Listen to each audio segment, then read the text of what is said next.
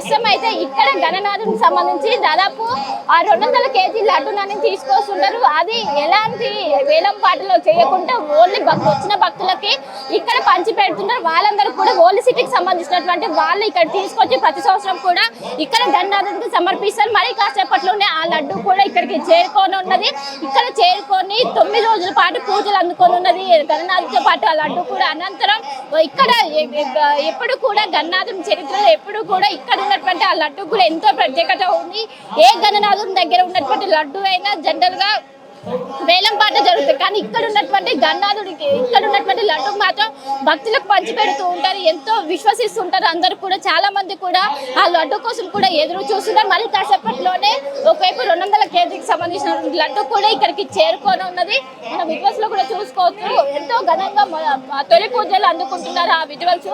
ఆ గవర్నర్ చేతుల మీదుగా ఆ మహాగణనాథుడు తొలి పూజ అందుకొని ఉన్నది. అనంతరం భక్తులకు సంబంధించినటువంటి ఏదైతే దర్శనం సంబంధించినటువంటి కార్యక్రమం కూడా కొనసాగుతుంది.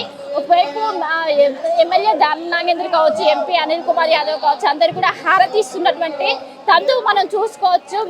ఎంతో ఘనంగా ఎంతో అంగరంగ ప్రతి సంవత్సరం ఎంత అంగరంగ వైభవంగా జరుపుకుంటారు. ఈసారి కూడా అదే విధంగా జరుపుతున్నారు. మనం విజువల్స్ లో కూడా చూసుకోవచ్చు. మొత్తం మీద కన్నుల పండుగ జరుగుతుందనే చెప్పుకోవచ్చు. ఈసారి కూడా గణనాథుడు వచ్చిన వాళ్ళందరినీ కూడా ఎంతో ఆకర్షిస్తూ ఆయన రూపంతో మొత్తం మీద ఈసారి ఒకవైపు వర్షం వస్తున్న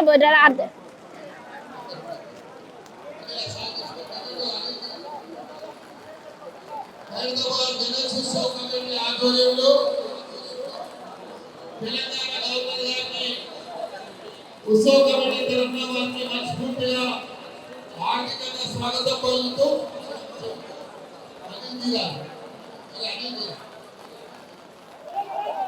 వారికి స్వాగతం పలుకుతూ వినాయక చవితి శుభ సందర్భంగా గవర్నర్ గారిని ఈ యొక్క సుదినంలో రాష్ట్ర ప్రజలకు ఒక సందేశాన్ని ఇవ్వాలని, అంతకంటే ముందు ఉత్సవ కమిటీ ద్వారా వారికి సన్మానం జరిగిన తర్వాత మరి వారు సందేశాన్ని ఇవ్వాలని కోరుతూ ఉన్నారు.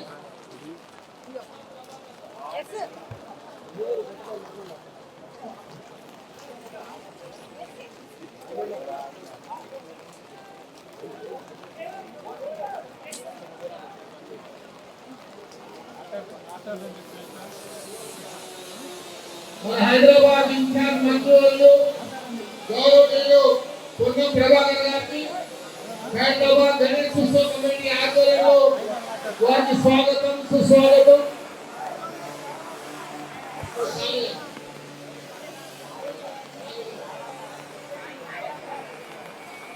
ఇప్పుడు పెద్దలు శాసనసభ్యులు నాగేంద్ర గారు ఇన్ఛార్జ్ మినిస్టర్ పొన్నం ప్రభాకర్ గారిని స్వాగతం పలికారు. ముందుగా పొన్నం ప్రభాకర్ గారు హైదరాబాద్ ఇన్ఛార్జ్ మంత్రులు మరి వారి సందేశాన్ని ఈ శుభ సందర్భంగా చెప్పారు. పెద్దలు గవర్నర్ గారికి స్వాగతం తెలియజేస్తూ అందరికీ గణేష్ శుభాకాంక్షలు మాట్లాడాల్సిందిగా కోరుతాం.